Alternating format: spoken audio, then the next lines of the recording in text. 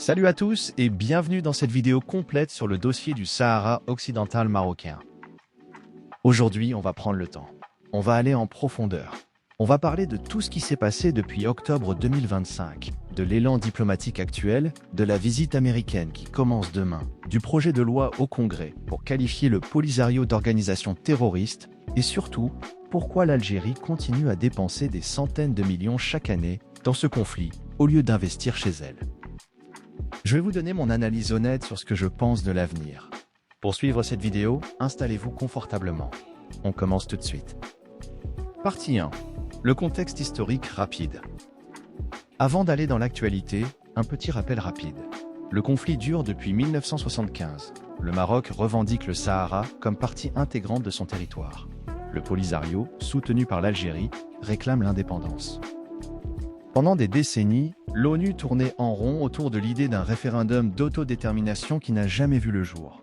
Ce blocage a duré presque 50 ans. Mais depuis fin 2025, quelque chose a vraiment changé. Et ce changement, c'est principalement venu des États-Unis. Tout bascule en octobre 2025 avec la résolution 2797 du Conseil de sécurité. Pour la première fois, le Conseil dit clairement que le plan d'autonomie proposé par le Maroc en 2007 doit être la base des négociations. C'est pas juste une option parmi d'autres, c'est le cadre principal. Cette résolution a été rédigée par les Américains. Elle marque la fin de 50 ans de langue de bois. Depuis, plus de 120 pays ont officiellement soutenu le plan marocain, dont la France, l'Espagne, l'Allemagne, le Royaume-Uni et beaucoup de pays africains. NU a briefé le Conseil de sécurité mi-avril. Il a été très positif. Il parle d'un vrai élan et d'une réelle opportunité pour résoudre le conflit cette année. Pourquoi il dit ça? Parce qu'il y a eu plusieurs rounds de discussions directes entre le Maroc, l'Algérie, la Mauritanie et le Polisario. Les premières vraies rencontres depuis 2019. Le Maroc a aussi présenté une version plus détaillée de son plan d'autonomie. De Mistura pense qu'on a aujourd'hui une vraie fenêtre avant octobre prochain. On est en plein dedans. Le 30 avril, dans 4 jours, le Conseil de sécurité va examiner la revue stratégique de la MINURSO. C'est une évaluation complète pour décider de l'avenir de la mission après 50 ans d'existence. En parallèle, le numéro 2 du département d'État américain, Christopher Lando, est en visite dans la région du 27 avril au 1er mai. Il est actuellement en Algérie et il arrive ensuite au Maroc. Le timing n'est pas un hasard. Les Américains veulent clairement faire avancer le dossier. Autre élément très fort, au Congrès américain, il y a 2 projets de loi qui visent le Polisario. Le plus important est le Polisario Front Terrorist Designation Act of 2026, introduit en mars par les sénateurs Ted Cruz, Tom Cotton et Rick Scott. Le texte dit « Si on prouve que le Polisario coopère avec l'Iran, le Hezbollah ou les Houthis, alors il sera automatiquement désigné comme organisation terroriste.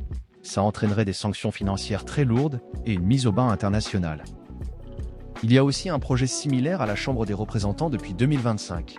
Ces textes ne sont pas encore votés, mais c'est une pression politique très forte.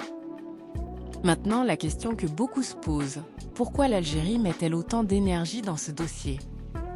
Ce n'est pas une cause humanitaire pour le régime algérien. C'est un outil géopolitique pour affaiblir le Maroc et l'empêcher de devenir la puissance dominante du Maghreb.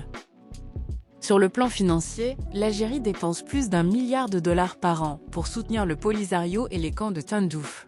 Carburant, armes, aides directes. Sur 50 ans, ça représente des dizaines de milliards de dollars. Cet argent aurait pu servir à développer l'économie algérienne et améliorer la vie des citoyens. Est-ce que l'Algérie va céder complètement? Je pense pas qu'elle va le reconnaître publiquement un jour. Mais je crois à un accord silencieux. Elle réduit progressivement son soutien.